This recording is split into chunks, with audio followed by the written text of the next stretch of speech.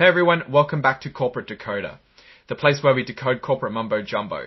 Today we are diving into Onconetix's latest filing, and let me tell you, it's about a company walking a tightrope, hoping not to fall.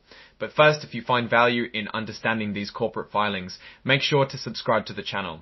Also, join our Discord community using the link in the description to discuss these topics further. This report is about Onconetix getting a bit of a lifeline from Nasdaq, allowing them to stay listed on the stock market if they meet certain requirements by the end of June. It's basically a prove-it moment for the company. This is a Form 8K which companies file to announce big news.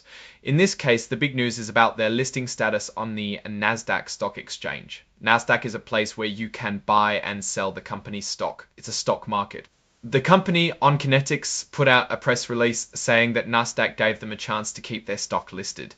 But there are conditions. They have to follow what Nasdaq wants by the end of June of the same year. If they don't, they might get kicked off the exchange, which would be a big problem for their stock. This section lists the documents included in the filing. The important one here is the press release, which gives more details about the Nasdaq decision. We'll take a look at that shortly. The press release goes into more detail about the Nasdaq decision. It highlights that the Nasdaq hearings panel decided to allow Onconetix to continue being listed on the Nasdaq stock market. However, this is not a done deal. Onconetix needs to show that it meets certain Nasdaq rules by June 30th of this year. It's like getting a warning from your boss saying, improve your performance or else. So what does all this mean? Onconetix was at risk of being delisted from the Nasdaq, which means the stock could no longer be easily traded. This can happen if a company's stock price is too low for too long, or if they don't meet other Nasdaq requirements.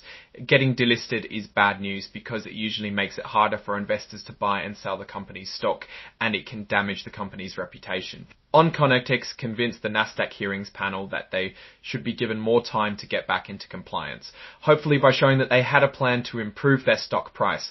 The press release doesn't give specific details on exactly which Nasdaq rules Onconetix needs to comply with. However, it's very likely related to the minimum stock price requirement. Nasdaq has rules about how low a stock price can go before a company is at risk of being delisted. If a stock stays below $1 for too long, Nasdaq has rules about how low a stock price can go before a company is at risk of being delisted.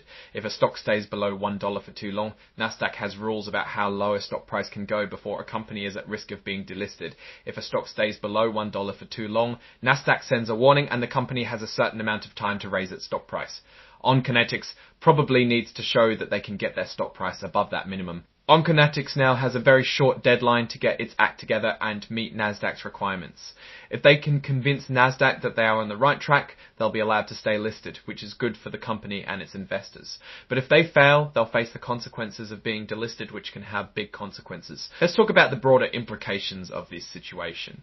Being listed on a major exchange like Nasdaq is important for a company because it provides visibility and credibility.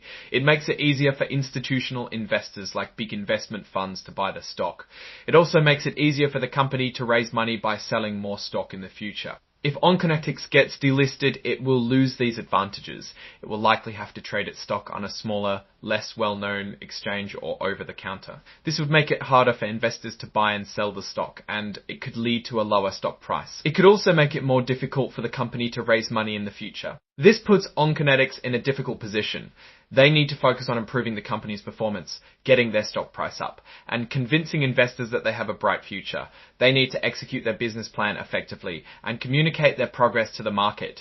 The Nasdaq decision also highlights the risks. The company is facing potential financial trouble if its stock gets delisted. So in a way, this Form 8K is a warning sign for investors.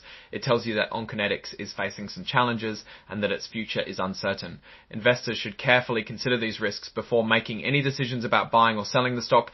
So what can we conclude about Onconetix based on this filing? The company is fighting to stay afloat. Getting a second chance from Nasdaq is good.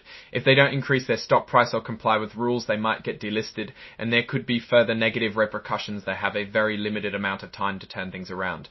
For a company whose name literally means cancer network, it is definitely not the type of association that would benefit them. What's your take on Onconetix and its chances of survival? Let me know in the comments. If you found this analysis helpful, please hit the like button and subscribe for more corporate deep dives. Also, join our Discord community using the link in the description below where we can discuss these business decisions. Thanks for watching, and I'll see you in the next video.